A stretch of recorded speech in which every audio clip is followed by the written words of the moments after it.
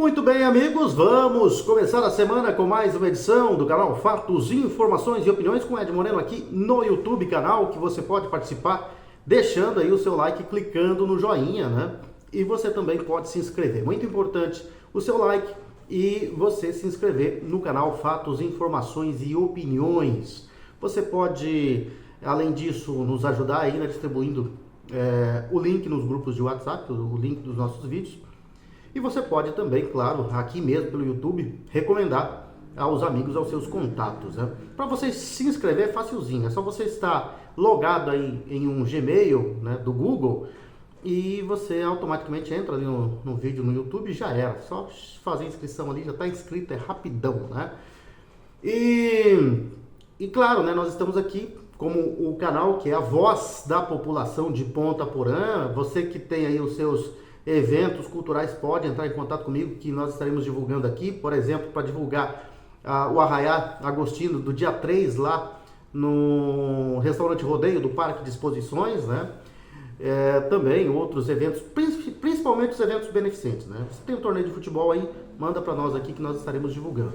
E você que gosta de mostrar a situação do município, né? Embora os gestores atuais não gostam de críticas, né, não gostam de ser criticados e dizem que tudo são motivos de reclamações por parte de quem fala alguma coisa sobre a atual administração, né? Aqui, por exemplo, nós não fazemos isso, não reclamamos por reclamar. Dias desses soltaram um videozinho aí dizendo que qualquer coisa é reclamação sem sentido. Aqui não tem reclamação sem sentido. Por exemplo, esse vídeo aí que você está vendo aí, né, lá no Júlia Cardinal. Choveu em Ponta Porã, é essa situação. No Júlia Cardinal é desse jeito. Choveu, fica aí, ó, caminhão atolado, as ruas quase, né, em situação aí de calamidade, com uma situação de trânsito totalmente difícil, né, difícil de transitar aí. E assim tem acontecido em outros bairros, né. Então esses não são reclamações à toa, são registros dos fatos que acontecem no município, né. Vai falar com funcionários, né, se reclamar à toa, né? Apenas uma reclamaçãozinha por reclamar, a falta de copos em algumas localidades aí da prefeitura, né? Em algum dos prédios da prefeitura para tomar uma água, né? Vai dizer para os funcionários que não tem papel higiênico, se falta papel higiênico ou falta sabonete ali, né? Líquido para fazer a higienização das mãos, né? Vai perguntar para eles se isso é reclamação à toa, né? Então a gente não faz reclamação à toa, aqui nós mostramos os fatos e trazemos aqui as informações que, né, a população nos traz. São coisas, né, que estão acontecendo, são fatos, né? São fatos. Aqui não há inverdade nem ficamos lançando coisa nenhuma aqui, né? São coisas que acontecem. O que aconteceu vai virar manchete, né, aqui no canal Fatos, Informações e Opiniões. E essa é a condição aí lá do Júlia Cardinal. Hoje de manhã, né, depois da garoa, não choveu tão forte aqui, né?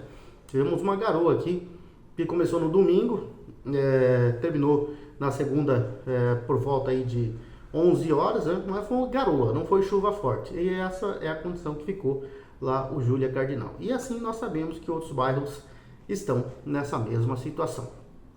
Bom, vamos lá com as informações, né, estaduais agora, da política estadual. Lá em Dourados, um morador, um cidadão, né, é bom a gente falar isso para o cidadão ficar atento, né, porque aqui tem muita coisa errada, né, nós já falamos em nepotismo, até agora ninguém se mexeu, né, nós já falamos, o Ministério Público inclusive falou, né, do apadrinhamento excessivo na Câmara Municipal de Ponta Porã. E lá em Dourados, né, um morador procurou a Câmara para denunciar uma vereadora que tem 2 cargos de professora, função de diretora, totalizando 40 horas e ainda atua como parlamentar. Leonardo Pitinelli Martins registrou um pedido de comissão processante contra a vereadora de Dourados, Ana Paula Benites Fernandes, por acúmulo de 3 cargos públicos. O morador afirma que Ana Paula acumula a função de diretora escolar em razão de 2 cargos de 20 horas semanais cada, né? E agora de vereadora na cidade de Dourados, em evidente afronta à proibição de deter cargos que ultrapassem o regime integral. Para ser nomeada diretora da Escola Municipal, a legislação exige o cumprimento de jornada de 40 horas semanais. No entanto, a Escola Municipal Prefeito Luiz Antônio Alvarez Gonçalves, em que A denunciada atua não possui funcionamento no período noturno, sendo incompatível com o exercício simultâneo do mandato legislativo e a carga horária exigida no cargo de direção escolar. Segundo a denúncia, além de cometer improbidade, a vereadora está recebendo valores superiores ao que lhe é devido, porque só poderia acumular 2 cargos e não 3, como está fazendo, de modo que recebe de forma indevida, no mínimo uma remuneração mensal, e considerando que os valores das 3 remunerações somadas importam em R$ 37.227,27. Assim agindo, a denunciada Ana Paula está auferindo por ato doloso vantagem patrimonial indevida, causando perda patrimonial ao município em razão de ter violado os deveres de honestidade e legalidade, o que culmina em improbidade administrativa nos termos do artigo 9, 10 e 11 da Lei número 8.429/92, o que desde já se requer, né? Foi a base da denúncia. O morador citou a decisão de 2024 no município de Coronel Sapucaia, onde a Justiça considerou que a tríplice acumulação de cargos públicos viola a Constituição Federal, configurando improbidade administrativa, especialmente quando somada à percepção de remuneração sem a devida prestação de serviço.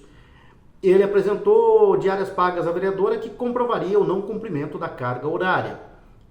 O reclamante, Pessinelli, solicitou o recebimento da denúncia com fundamento no artigo 5º, inciso 2 do Decreto-Lei número 201/1967 para fins de apuração de infração político-administrativa e quebra de decoro parlamentar. Requereu que seja instaurado o devido processo político-administrativo para apuração dos fatos narrados, mediante a citação da denunciada querendo responder à presente acusação e se defender no decorrer das investigações a serem realizadas pela comissão processante, assegurando-lhe o direito da ampla defesa e do contraditório. Comprovada a irregularidade, pediu a cassação do mandato da vereadora Ana Paula Benítez Paula, declarando-se a perda do mandato por improbidade administrativa e por quebra do decoro parlamentar e o princípio da moralidade inerente ao agente público. Lógico, né? Isso vai a julgamento, isso a própria Câmara pode depois julgar, né? E num pedido de cassação ele pode ser pedido pelo Ministério Público, né? E também o TSE precisa avalizar essa situação. E aí, o TRE, no caso, né, e se houver, né, mais instâncias, a do Superior, né, o Tribunal Superior Eleitoral. Mas essas denúncias são importantíssimas, né? São importantíssimas. O povo, o cidadão, precisa parar de ser omisso também, né?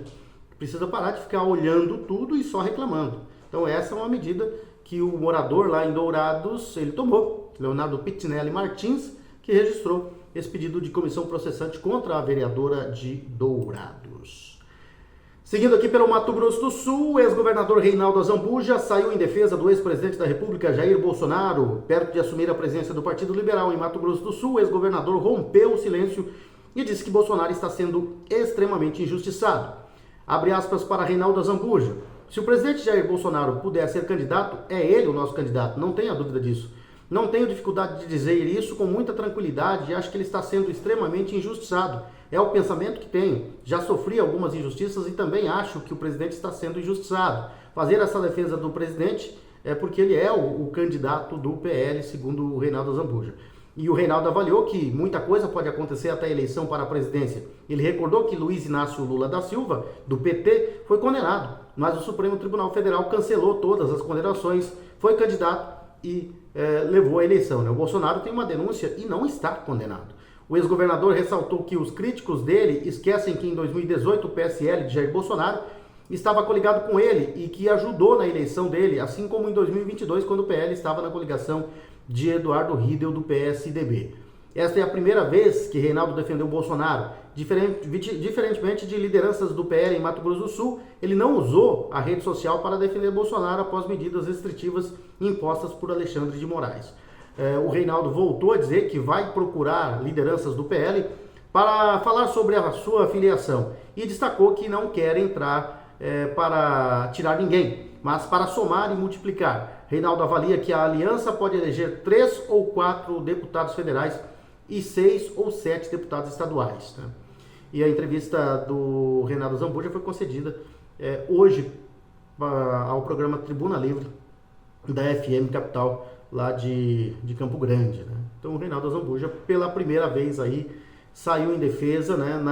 Naquele momento em que houve aí as medidas cautelares contra Jair Bolsonaro, ele não se posicionou e foi cobrado por isso, foi cobrado pela imprensa, foi cobrado pelos integrantes do PL, né? E pelos defensores do presidente Jair Bolsonaro, né? Não teve um posicionamento. E agora ele rompeu o silêncio, hoje de manhã ele falou, e falou ao programa Tribuna Livre da FM Capital lá em Campo Grande, teve aí uma boa entrevista, e nessa entrevista, né, nesse espaço dessa entrevista, ele falou, né, em que Bolsonaro está sendo extremamente injustiçado. Ele que deve, provavelmente, se filiar ao PL e quer, né, a candidatura ao Senado única, sendo ele o nome do PL para o Senado.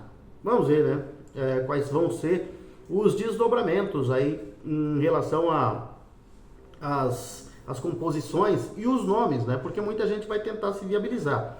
Nós estávamos falando esse tempo atrás aí que tem o Marcelo Miglioli, né, tem o Jaime Verrucchi, tem o Dr. Sandro Zambuja de Aquidauana, né, todos tentando aí viabilizar a sua candidatura ao Senado, tem o próprio Reinaldo Azambuja e tem os da oposição. Ou seja, hoje nós temos aí cerca de entre 10 e 16 postulantes ao cargo de candidato, né, ao Senado aqui em Mato Grosso do Sul. Claro, muita coisa vai ser filtrada, muitos candidatos não vão conseguir se viabilizar justamente por causa das coligações, né? E nós vamos ver até onde vai essa coligação. Porque, muito provavelmente, o Reinaldo Zambuja até setembro ele deve anunciar se vai ou não para o PL, né? Se ele fica no PSDB ou vai para o PL. Muito provavelmente o seu destino será o PL. E o do governador Eduardo Riedel provavelmente será o do PP, né? Da senadora Tereza Cristina. E aí, só que é um grupo que todos saem do PSDB, de uma liderança, né, de Reinaldo Zambuja e hoje do Eduardo Riedel, e que eles devem caminhar juntos aí, né? Claro, a Tereza Cristina hoje é o nome, né, que destoa um pouco dessa liderança do PSDB. Ela é a liderança do PP e é uma outra líder hoje forte aqui no Mato Grosso do Sul, líder política muito forte no Mato Grosso do Sul. E não se sabe, né, a ideia a princípio é que os três caminhem juntos, mas em política às vezes coisas que estão programadas não acontecem, né? E do nada pode vir surpresas por aí. Mas está se encaminhando para que o PP da senadora Tereza Cristina, o PSDB, hoje do Reinaldo e do Eduardo Riedel, né, que um vai para o PP e o Reinaldo vem para o PL, aí nessa situação eles continuam, né, PSDB, PP e PL num grupo montado, né, numa chapa praticamente única, né, chapa única, forma de dizer, né, num grupo único, para montar aí a equipe que vai tentar as vagas ao Senado, a deputado federal, a governador com a candidatura à reeleição de Eduardo Riedel e de deputados estaduais. Muito bem, vamos falar da Solo Forte, que a Solo Forte, ela não é candidata a nada, né, mas já é eleita, né, a empresa com profissionais experientes e dedicados, uma empresa de planejamento e consultoria e agricultura de precisão, com foco no manejo para a alta produtividade das lavouras, e é composta por profissionais experientes, com uma ampla experiência, uma vasta experiência em pesquisa, extensão rural e desenvolvimento de mercado. A equipe da Solo Forte colabora estreitamente com os produtores rurais, pequenos e grandes produtores rurais em Ponta Porã, utilizando decisões fundamentadas em dados para maximizar, melhorar a produtividade e alcançar excelentes resultados juntos. Os profissionais da Solo Forte estão constantemente presentes no campo, o que garante um acompanhamento de perto, muito próximo e personalizado de cada lavoura.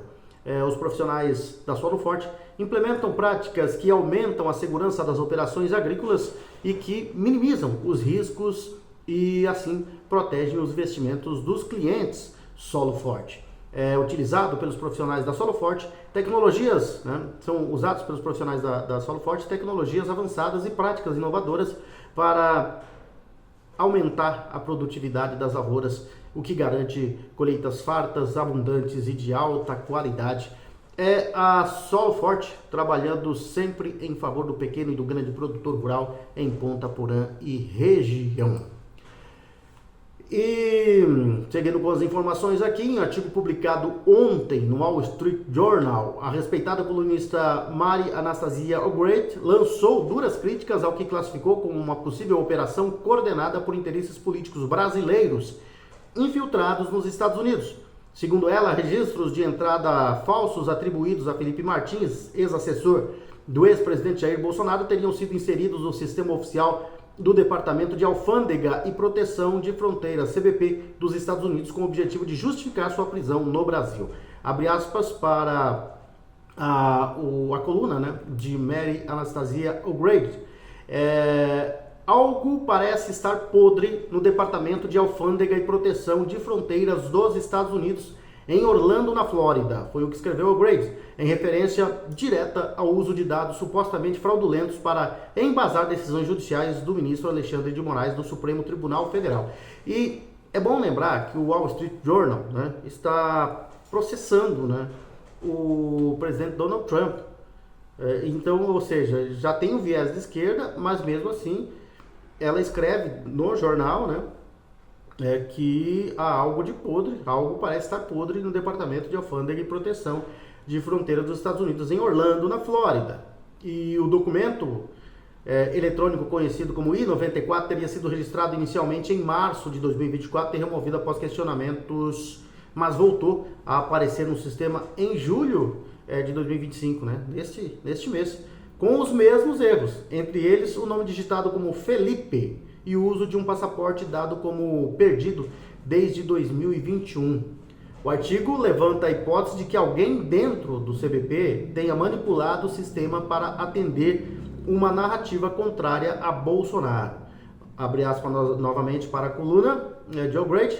Não há nenhuma motivação americana óbvia para inventar uma viagem de Martins que não aconteceu, mas alguém trabalhando dentro da CBP em nome de interesses políticos brasileiros opostos a Bolsonaro teria essa motivação, afirmação da colunista. O'Grady também destacou a recusa do CBP em fornecer informações solicitadas pela defesa de Martins, como a identidade do responsável pela inserção dos dados e a data exata da criação do registro. O Departamento de Segurança Interna alegou litígio pendente e forneceu apenas documentos parcialmente censurados.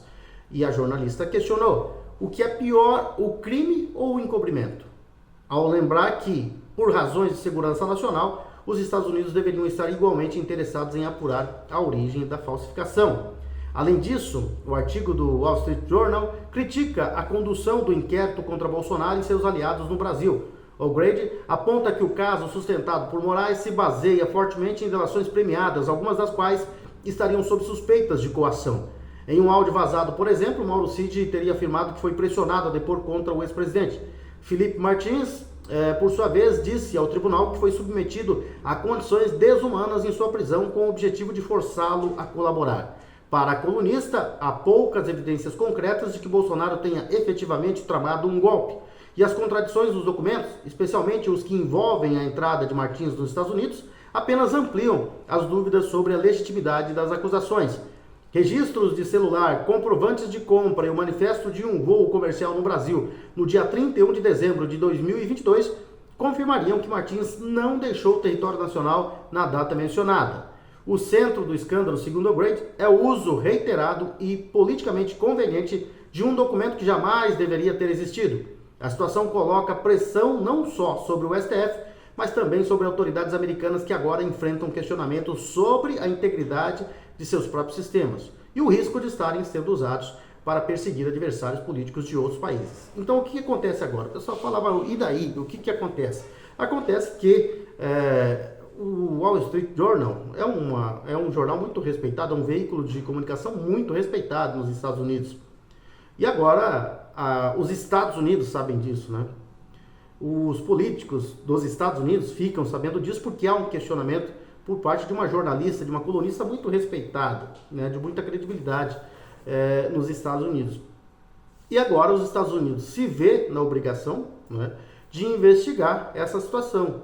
Se a coisa já estava feia para o STF, quando algumas pessoas no Brasil, né, diziam que isso ia dar problema para o STF, agora mais do que isso, né, deve acontecer, porque essa é uma das questões em que o Marco Rubio e o próprio presidente Donald Trump estão de olho e querem explicações, né? Eu lembro que lá no mês de... logo depois do Trump ter assumido o governo em 20 de janeiro deste ano, um pouquinho depois, o Sebastião Coelho, que era o advogado de defesa aí do Felipe Martins, ele disse que esse caso derrubaria autoridades no Brasil. E parece que ele tem razão, né? Porque agora as cobranças vêm do próprio Estados Unidos, da imprensa norte-americana, da imprensa americana, né? E isso com certeza vai dar panos para manga, vai dar muita história ainda, né? E seguindo com as informações aqui, seguindo do mesmo embalo, né? Porque a coisa segue, né? Em torno do STF, das decisões polêmicas, né? E decisões jurídicas bizarras, né? A imprensa brasileira tem viés de esquerda, né? A Folha de São Paulo, que é conhecida como a Foice de São Paulo, até a Folha de São Paulo já vem sentindo que algo deve ser feito. Algo deverá ser feito, né? Porque para a Folha, o ministro Alexandre de Moraes tem perdido a mão, né? E está ultrapassando os limites, né? A colunista do jornal A Folha de São Paulo, repito, que é conhecida como Foice de São Paulo, né? Por ser de viés esquerda, ela que é doutora em comunicação e semiótica, Lígia Maria, publicou ontem um artigo contundente contra a atuação do ministro Alexandre de Moraes do Supremo Tribunal Federal. Segundo ela, é urgente que a sociedade brasileira deixe de tratar como normal a prática de censura judicial, especialmente quando imposta sob argumentos de segurança pública. No texto, Lígia aponta que Moraes fere princípios constitucionais ao proibir que o ex-assessor de Jair Bolsonaro, Felipe Martins, conceda entrevistas à imprensa. Para a colunista, essa medida afronta diretamente os direitos à liberdade de expressão e à liberdade de imprensa, pilares centrais de uma democracia saudável, né? E, como paralelo, Lígia recorda um episódio emblemático ocorrido em 1963 nos Estados Unidos. Na ocasião, George Wallace, então governador do Alabama e notório por sua oposição à integração racial, né, teve sua participação como palestrante contestada numa universidade. No entanto, uma estudante de direito, Pauli Murray, mulher negra e ativista dos direitos civis, defendeu o direito de Wallace de discursar, afirmando que a possibilidade de violência não é razão suficiente perante a lei para impedir um indivíduo de exercer o seu direito constitucional. E a analogia feita por Lígia visa criticar o que chama de veto do provocador, ou seja, a lógica de calar vozes sob a alegação de que suas opiniões poderiam gerar reações hostis. Essa postura, alerta ela, acaba por reforçar uma cultura de censura disfarçada de proteção institucional. Estão acordando, né? Estão acordando, alguns aí da extrema imprensa estão acordando. E ela destaca ainda que em decisões recentes, Moraes tem recorrido a esse tipo de justificativa. Em julho, o ministro barrou uma entrevista de Felipe Martins ao portal Poder 360, sob argumento de risco de tumulto. O mesmo ocorreu em 2024, quando Moraes vetou a entrevista do mesmo réu à Folha de São Paulo. Para Lígia, essas atitudes configuram a volta da censura prévia ao Brasil. Abre aspas para Lígia, ao impedir entrevistas com base em riscos presumidos, o STF colabora para silenciar opiniões políticas que deveriam ser confrontadas e não criminalizadas.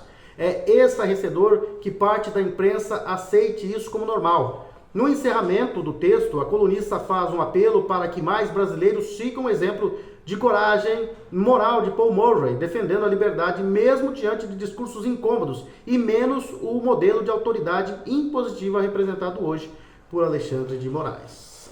Estão acordando devagarinho, mas estão acordando, né? E precisam acordar, porque a situação vai de mal a pior, né? Vai de mal a pior. E voltando a falar em Supremo Tribunal Federal, uma ordem do ministro Alexandre de Moraes para proibir o uso de fardas durante interrogatório de militares hoje surpreendeu as defesas dos réus que interpelaram a determinação do juiz do STF. O tribunal realizou desde amanhã oitivas com 10 integrantes do núcleo 3, do que eles chamam de trama golpista, a suposta trama golpista, ou golpe de Estado fictício, né, para muitos.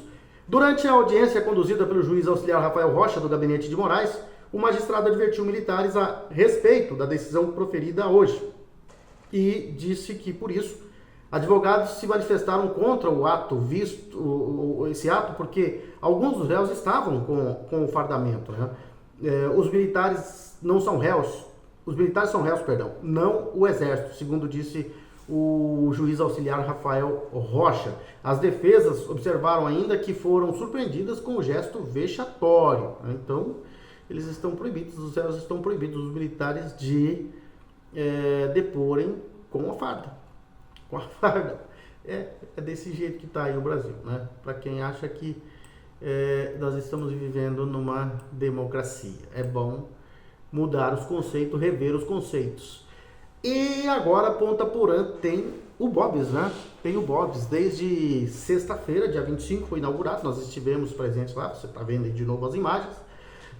O Bob's Ponta Porã, né? O sabor dos encontros. Agora você pode fazer parte do Bob's Fan, né? Ao acessar o bobs.com.br, que é o site oficial do Bob's, né? O sabor dos encontros, Bob's, que é uma marca renovada, jovem, aberta e que entende muito bem o contemporâneo. A trajetória de 70 anos do Bob dá experiência e solidez para ousar e inovar. Então, você não pode deixar de aproveitar o melhor do Bob's com descontos e benefícios exclusivos. Virando um Bob's Fan, é só você entrar no site bobs.com.br, fazer o seu cadastro e ali resgatar seus cupons, né, dos cadastros feitos. Ali você vai ter descontos de sanduíches, acompanhamentos, né, milkshakes, enfim, coisas deliciosas que tem lá no Bob's, né? Você que já tinha experimentado o Bob's aí pelas cidades do Brasil, né? Agora está com o Bob's aqui em Ponta Porã, com as portas abertas, atendendo ali na rua, na Avenida Brasil, na esquina com a Avenida Presidente Vargas, uma bela localização em frente à Igreja Matriz São José, no centro de Ponta Porã. Outro parceiro comercial muito importante que está conosco desde o dia 7 de abril deste ano é a Coop Home Office, que vem aí com um projeto inovador, arrojado, moderno, né, em Ponta Porã. É a perfeita integração entre casa, escritório e lazer. Inovador, moderno, arrojado, perfeito. Perfeito, né? O novo empreendimento da Coop Home Office, que é único e exclusivo, que chega para mudar o conceito de morar e empreender aqui no município de Ponta Porã. Versátil, completo, confortável e projetado com a melhor infraestrutura tecnológica e de segurança. O Coop Home Office é realmente perfeito. Perfeito para você que quer dar um upgrade na sua empresa e alcançar novos tempos. Perfeito para você que pode adquirir uma laje inteira e assim realizar um grande projeto.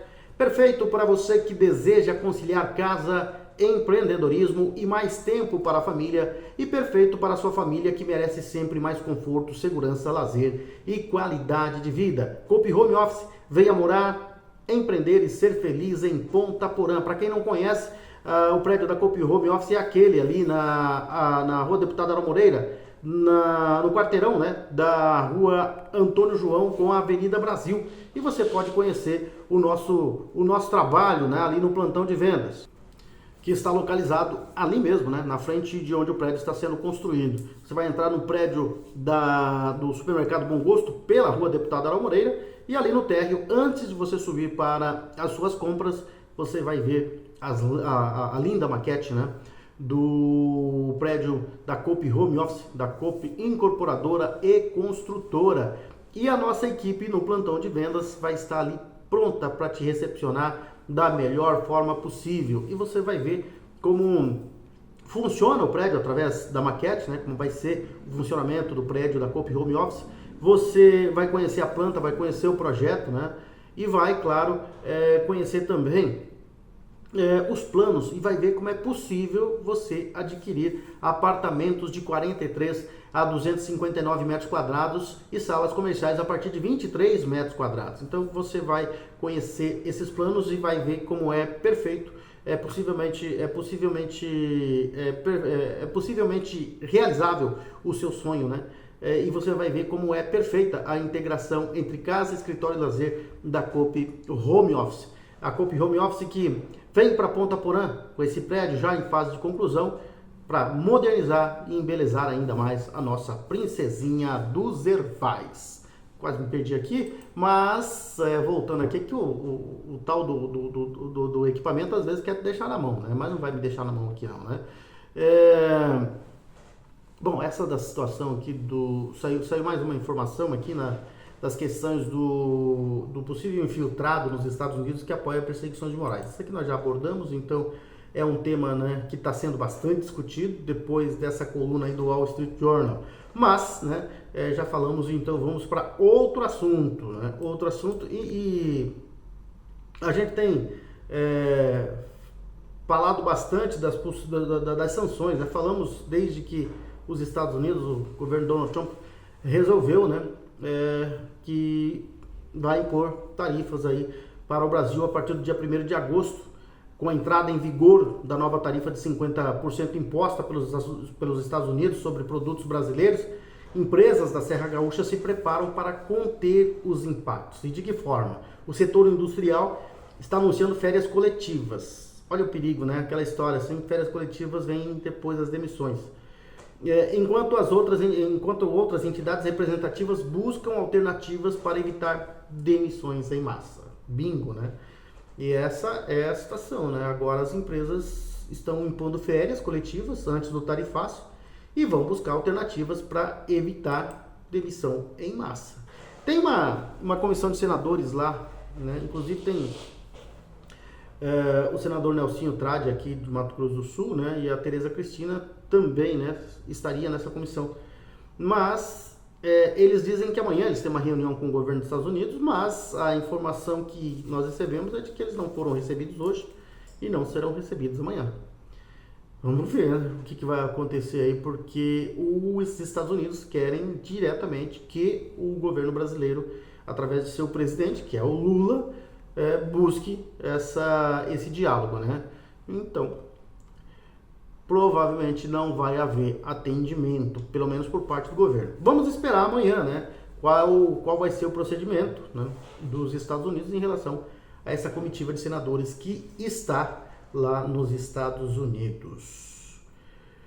Seguindo, e vamos falar aqui do curso da imersão em inteligência emocional, que é o método Evo Impacto, com o Márcio Michele, né, que são eventos serão 3 dias de evento que serão realizados aqui em Ponta Porã, né, nos dias 1, ou seja, sexta, 2, sábado e 3, domingo. Ponta Porã vai receber a imersão em inteligência emocional, o método Evo Impacto, conduzida pelo renomado palestrante Márcio Michele. Com o histórico de transformar a vida de milhares de pessoas, essa imersão promete oferecer 3 dias intensivos de transformação pessoal, utilizando ferramentas e técnicas eficazes para promover mudanças positivas e permanentes, né? Márcio Michele, especialista em inteligência emocional e comportamento humano, é o fundador da Evo Coach e criador do método Evo, autor do livro Passado Resolvido, Futuro Decidido. Michele tem ajudado inúmeras pessoas a ressignificarem experiências do passado e eliminarem barreiras emocionais que impedem ações assertivas no presente.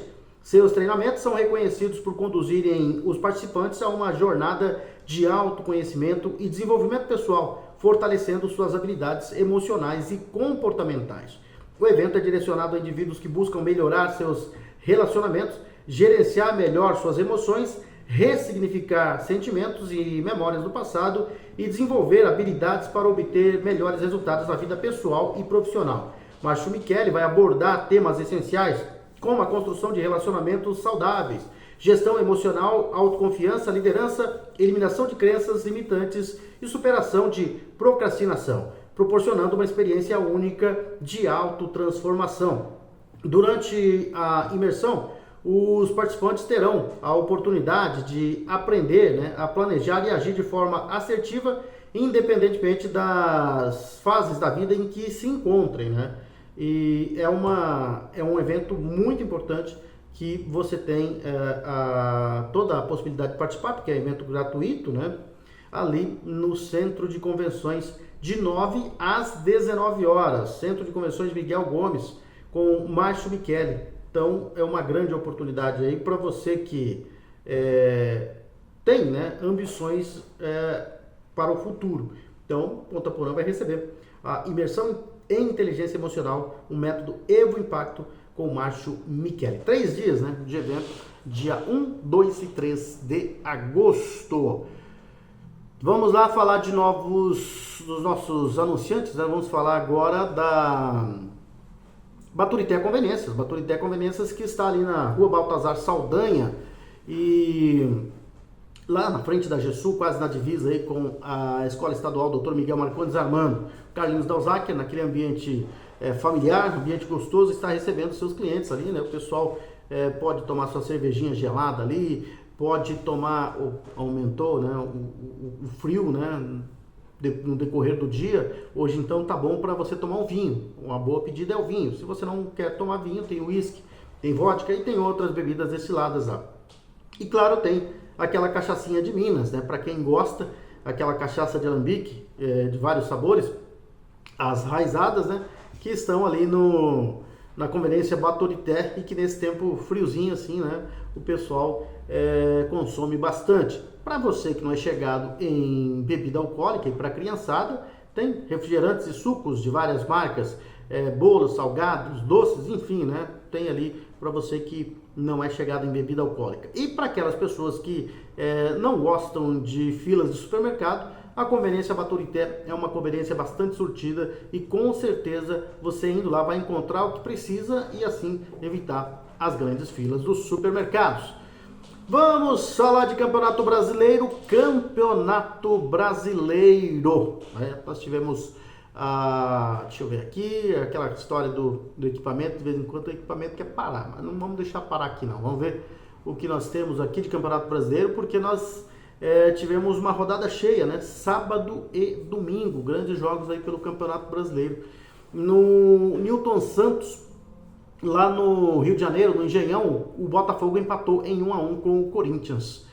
O Corinthians perdia por 1-0 no finalzinho não, né? Mas faltando aí uns 7 minutos do tempo regulamentar, acabou empatando em 1-1. Mirassol perdeu pontos preciosos em casa, mas vinha de uma boa sequência, né? E empatou em casa com vitória 1-1. O Fortaleza finalmente voltou a vencer, ganhou do Bragantino por 3-1, terceira derrota consecutiva do Bragantino no campeonato. O Sport Recife ganhava do Santos, né, mas o Santos foi buscar o empate com um jogador a menos. O Santos não podia perder pontos nesse jogo aí, que é confronto direto contra o rebaixamento, né? E o lanterna é o Sport. O Santos está ali abrindo a zona do rebaixamento. O Palmeiras ganhou do Grêmio ainda no sábado por 1-0. E aí ontem nós tivemos o São Paulo fazendo 3-1 no Fluminense. O Fluminense depois que voltou do Mundial voltou mal, né? E o Cruzeiro em casa, né, vinha bem, perdeu para o Ceará por 2-1. O Internacional perdia para o Vasco da Gama, empatou no final, né, 1-1. O Bahia ganhou de 3-0 do Juventude e o Flamengo ganhou do Atlético Mineiro por 1-0. Né? Esses foram os jogos aí do Campeonato Brasileiro, em sua 17ª rodada. O Flamengo lidera com um jogo a menos, né, em relação ao Cruzeiro, tem 36 pontos e 16 jogos. E aparece o Cruzeiro com 34 e 17 jogos. O Palmeiras é o terceiro com 32 e 15 jogos. O Bahia é o quarto com 28 e 15 jogos. O Bragantino é o quinto com 27 e 17 jogos. O Botafogo vem na sexta colocação, 26 pontos e 15 jogos. O Mirassol é o sétimo com 25, tem 15 jogos também. O São Paulo é o oitavo com 22, tem 17 jogos. Com 16 jogos, o nono é o Ceará com 20 pontos, com 16 jogos também o Internacional é o décimo com 21. O 11º é o Corinthians com 21 pontos e 17 jogos.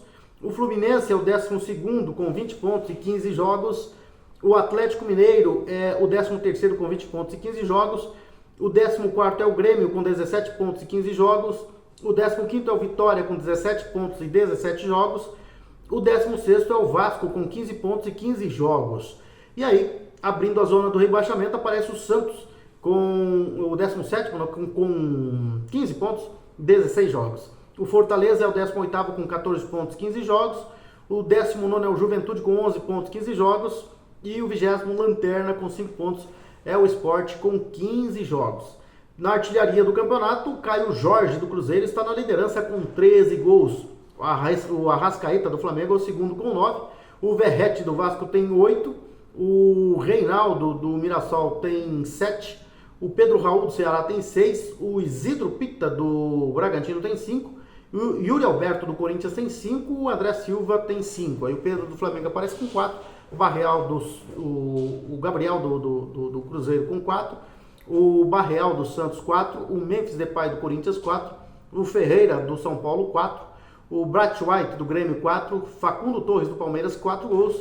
Hulk do Atlético Mineiro. Renato Kaiser do Vitória. Galeano do Ceará. Luciano do São Paulo aparecem com 4 gols. Aí com 3, Rony do Atlético Mineiro, Nuno Moreira do Vasco, Lucero do Fortaleza, Igor Jesus do Botafogo, Borré do Internacional, Alan Patrick do Internacional, Luciano Juba do Bahia, Eduardo Sacha do Bragantino, Ryan do Vasco, Batalha do Juventude, Cristiano Oliveira do Grêmio, Edson Carioca do Mirassol, Serna do Fluminense, Vitor Roque do Palmeiras, Michel Araújo do Bahia, Maurício do Palmeiras, Luiz Araújo do Flamengo, Chico Costa do Mirassol, Chico da Costa, né? Léo Pereira do Flamengo com 2, Gabriel Tagliari 2, Marlon 2, também ele é do Ceará, né? E o La Quintana do Bragantino tem 2. E aparece o Piquerez do Palmeiras, o Christian Barleta do Sport, o Flaco Lopes do Palmeiras, o Christian do Mirassol, o Eric Pulga do Bahia, o Gabriel do Mirassol, Samuel Xavier do Fluminense, Mateuzinho do Vitória, Igor Gomes do Atlético Mineiro aparecem com 2 gols. Aí são os artilheiros do Campeonato Brasileiro, né? Que teve jogos importantes aí. A próxima rodada só no final de semana, porque nós teremos aí a Copa do Brasil, né? Copa do Brasil aí na próxima, nesse meio de semana, né? São os confrontos de ida das oitavas de final da Copa do Brasil, que vale aí uma grande premiação, e também para o campeão vale a vaga para a Libertadores do ano que vem, né? São times de ponta e times que estão aí em fase ruim e times considerados pequenos, né? Que estão nessas oitavas de final da Copa do Brasil, que é considerado o campeonato mais democrático do Brasil, né? Possibilidade dos pequenos chegarem, né? Tem times pequenos, os grandes, né? Flamengo e Palmeiras, que são favoritos, né? O Cruzeiro, que o Cruzeiro tá fora, né? O Cruzeiro já rodou já, né? O Cruzeiro já não tá mais na competição. Mas nós temos aí Corinthians e Palmeiras que vão se enfrentar, é um derby, né? Já fizeram a final do Campeonato Paulista, o Palmeiras é favorito diante do Corinthians pelo time que tem, pela campanha que faz, e o Corinthians vem sempre camaleante aí, né? No Campeonato Brasileiro. Mas mata-mata, é outra competição. Vamos ver o que acontece aí na Copa do Brasil. E pela Copa dos 40 de futebol suíço, vamos ver aqui, deixa eu ver se eu acho os resultados aqui, que a nossa amiga Kelsey Lane, da organização, né, nos passou. Vamos ver se nós temos aqui o resultado para que a gente possa trazer para você aqui. Kelsey Lane nos passou hoje os resultados da Copa dos 40, né, que já está em sua fase de quartas de final, então os classificados à semifinal, e também os jogos lá da Itamaraty, que ainda vai ter mais uma rodada, né? Vai ter mais uma rodadinha aqui. Então nós vamos ver quais são os jogos que foram realizados pela Copa dos 40 e quais que serão realizados ainda, né, pela Copa de Integração dos Assentamentos. Lá na Copa dos 40, 17ª Copa Master dos 40 de futebol suíço, nós tivemos no Tereré o Sport Cometa num jogaço, ganhando do Planalto por 4-3. Que jogaço, em 7 gols. Nós tivemos no outro jogo o Sport La Luz vencendo o Tereré, os donos da casa, por 2-1. Portanto, o Sport Cometa e o Sport La Luz classificados aí para a semifinal. No campo dos veteranos, o Moca Seniors fez 6-2 no Arsenal e se classificou. E o Boca Master, vencendo mais uma, né, ganhou do Veteranos por 4-0, também estão classificados. Então, Sport Cometa, Sporting La Luz, Moca Seniors e o Boca Master estão na semifinal da 7ª Copa Master de Futebol Suíço dos 40, né? E lá no distrito de Nova Itamaraty nós tivemos os jogos aí da deixa eu ver, a quarta rodada, né? Quarta rodada aí do grupo 2 lá no campo que é disputado no campo da sede, no campo 1 da sede. E o Itamaratiense Futebol Clube ganhou do Amigos FC por 2-0. O Força Jovem goleou o Unidos por 7-0. 7-0 e o Vale Verde folgou na rodada.